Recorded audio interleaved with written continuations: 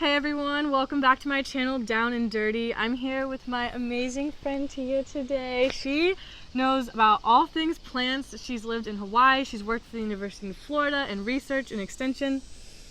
And she has the best smelling flowers on her property. But yeah, she has a really cool microclimate, and we're gonna look at some subtropical plants on her property and take a tour. Yeah, welcome to my crib. MTV Cribs. Woot woot. Perfect.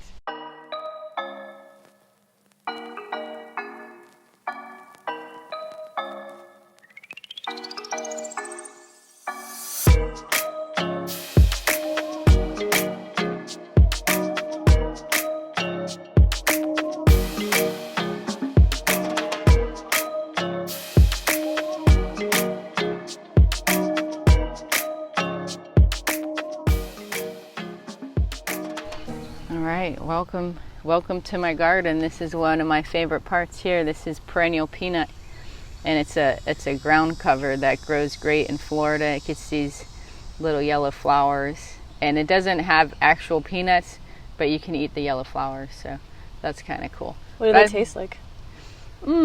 Like flowers. I love this ground cover.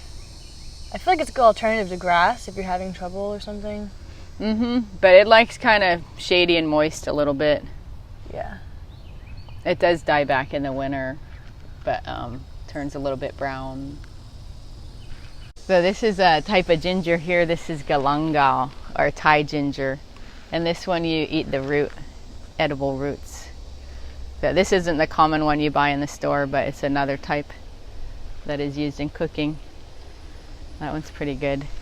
And then over here I have a turmeric plant, and this is real popular now for people take herbal supplements of turmeric, and it will go dormant, like the plant will completely die in the winter and lay down and look like it's dead, and that's when you dig up the roots. Yeah, they're real bright orange. Do you put them into a tea, or? I usually grate it and put it in my pot of rice, but okay. You could make tea out of it. Yeah. People like grind it up and take supplements like that. This one here is a butterfly ginger. So this isn't edible, but it smells so good. It is super fragrant. It's kind of unreal. Yeah, it smells awesome. So I just like to plant this everywhere. That way when I walk around my garden, I'm like, it smells good. Yeah, interactive garden. That's right. So there's the papaya tree. And this was just a volunteer. It grew out of my compost pile. Oh, wow. And it's the biggest and best papaya ever. I've been getting a couple papayas a week, and you can see there's one starting to turn yellow on it. But so when they turn yellow, they're ready? Once they turn completely yellow, they're ready, yeah. But sometimes I'll pick them when they're halfway yellow so that nothing else gets them. So I'll show you the sugar cane. So this is kind of fun to grow. It's kind of a lot of work to eat it. Like this one here, that's real fat, that's ready to eat. It takes about a year for it to get big and fat, and then you just cut it, and then you peel it, and then you can chew on the little sugar cane sticks and get a little sugar. So it's kind of just something interesting to grow. If I really had to live off the land, I could crush it into my iced tea or something like that. Sugar cane. I bought it from the farmer's market one time, and I had no clue what to do with it, and I thought I did. And I was like, what is this? I was like, how do you cook this? Yeah. This doesn't taste like sugar when I cut it open and bite into it. It's like, wow. You gotta have like the sugarcane press. That really gets the juice out. Have you been to the Hillsborough County Fair before? No. There's an older gentleman who has a sugarcane press, and he let me like crank it. You have to like walk in a huge circle. Or you get a donkey to pull it. Yeah. Something like that. Yeah. So back in this corner here, I have a fig tree. That's a kumquat. That's a Florida peach back there. And then a Rio Grande cherry, and then another papaya. And then right here this is a passion fruit. And it looks like I have some deer damage on this. See how the baby leaves are eaten off? So that looks like what the deer does. And they don't like the bigger leaves. They're not as tender and tasty. So I used to have a fence around the garden, but now I feed the deer a little bit, so it's all good. What are these? These look like squash or something, or cute. Yeah, those are pumpkin. What? Yeah, I got a couple big pumpkins off of them this year. That's exciting. Now I'm just trying to kill it and Be grow gone. something else. But here's another butterfly ginger. Smell good one.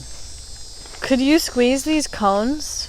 I won't, but like, are these the type where you could squeeze them, or is this not that type? No, I have that type somewhere else. Okay. So I have a couple grasses here that I wanted to show you guys today. So this is a vetiver grass, and this is a really great plant. It's known to stop soil erosion because it has really deep roots that go down meters long. The roots are also used medicinally, and they have a fragrant smell to them. But I use this plant as a hay factory. So since I'm kind of out in the country, it's hard to get the tree trimmers to deliver the mulch. I don't like to bring too many things in. You might get weed seeds or whatever. So I just take my grass knife here and I'll just chop it like this and lay it down on the ground.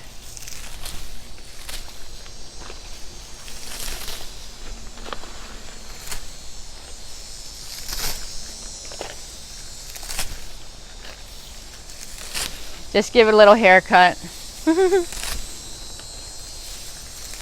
this is a sustainable source of carbon, and I use this vetiver grass along with bamboo leaves and banana leaves to make my own mulch. How often do you do this? I don't know, once a month or something. Whenever it grows back and there's more to cut. I think it likes being trimmed. Yeah. Likes getting a little haircut. Gets happy. Keeps it nice and green. And then I usually leave some of it so that I have a little block from my neighbors. So the next plant I wanted to show you is the lemongrass, which I have right here next to the vetiver. So this one is a nice clumping grass, and when you smell the leaf, it smells like lemon. Here, smell.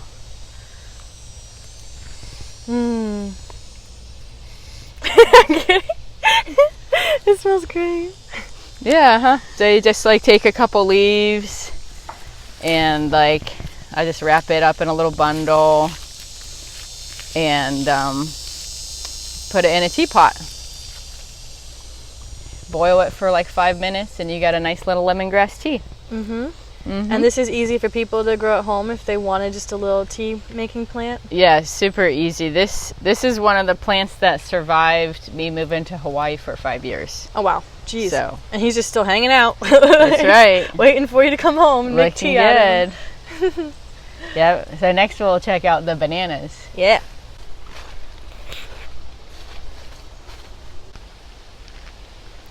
So even though we're in like subtropical zone 9B, a lot of these tropical plants do really well here. And maybe it's because I'm on a microclimate here, being right on the Econolatchee River.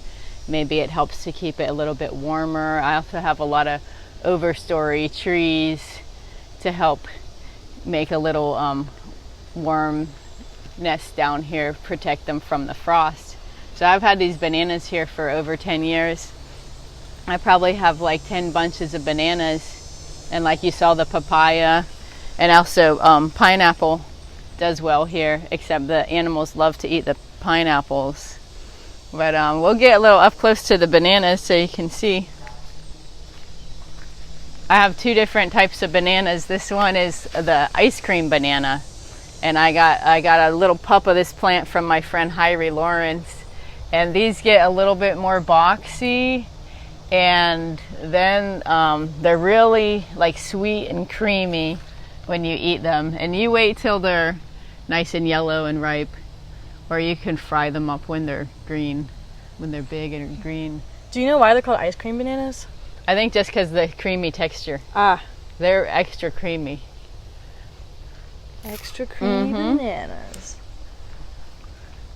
I love the canopy. Oh my goodness. You could just lay under here for hours. Yeah, it's really cool. And then back here is the other type of banana. These are the apple bananas. So these are a little bit smaller, skinnier, and I think they're sweeter than the ice cream bananas. And they grow a little bit taller, and there's a lot of bananas growing on there now. It's been a really great year for bananas this year because we didn't get a freeze last winter. So the bananas are just going off. Let me take a look at these here nanners.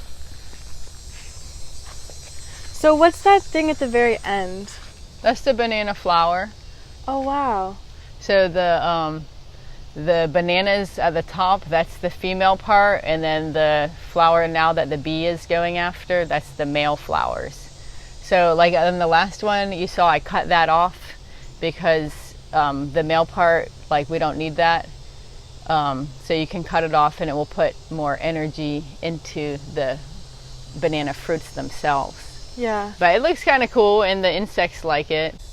So real quick, I know this is about plants, but can you elaborate on the bamboo hut that we're standing next to? Oh yeah. Well, I have a really cool friend from Brazil, and she's a sustainable building architect, and I met her when I was in Hawaii, and we did a workshop together on how to build a bamboo house. So all this bamboo is from my property. This is the timber bamboo, Bambusa oldhamii, and the design that she created for us here is really structurally sound, and there's no holes drilled in the bamboo, so it's all tied together with lashing. We used paracord as a material, and the design with the 3 legs helps to keep it together, more structurally sound. So it didn't blow down in the hurricane yet. Woohoo! So I'm excited about that. And I just used some recycled decking material I had for the floor part. I love it. What do you use it for usually? Just to do yoga or? Yeah, just hang out, you know, relax. The kids love to play in it. And it's just cool to see. Yeah, you could totally set like a hammock up back here. Mm-hmm. Get another shot. I love the crisscross. I know it's for structural reasons, but it's very aesthetic as well. Yeah, the lattice. Lattice. Word of the day. Bamboo lattice. Yeah. So this is a baby blue bamboo, and it's a clumping bamboo variety, and it gets to be about 40 feet tall. And this is really good for making the bamboo lattice work because this type of bamboo is a little bit flexible. So this is a good kind for non-structural type of building. So you can see how the color of it is kind of blue and a little bit cloudy. Look at that color. Yeah. I see where it gets its name from. Bamboo grows like super fast, right? It does grow fast, yeah. It's a little bit of a high maintenance because, you know, sometimes they fall over, or you got to trim out the dead ones that get old. Man, it just goes and goes and goes. Does it try and spread really fast? Like if you're not careful, you'll just have bamboo everywhere? No, this is a clumping type, so it just stays in its clump. It doesn't really spread. Oh, it's so cute.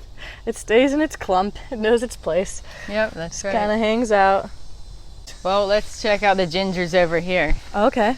Because I know you were interested in the shampoo ginger. Yeah, the avapui ginger. Yeah. So this one you squeeze, and it makes like a nice soapy gel that you can put in your hair. It makes your hair soft. It smells really good too. Doesn't it? Yeah. Oh my gosh. And then they were saying you can use it as like a body wash even, and like wherever you really, your heart desires. And they look like roses. They do. Thank you. Feels great. So soft.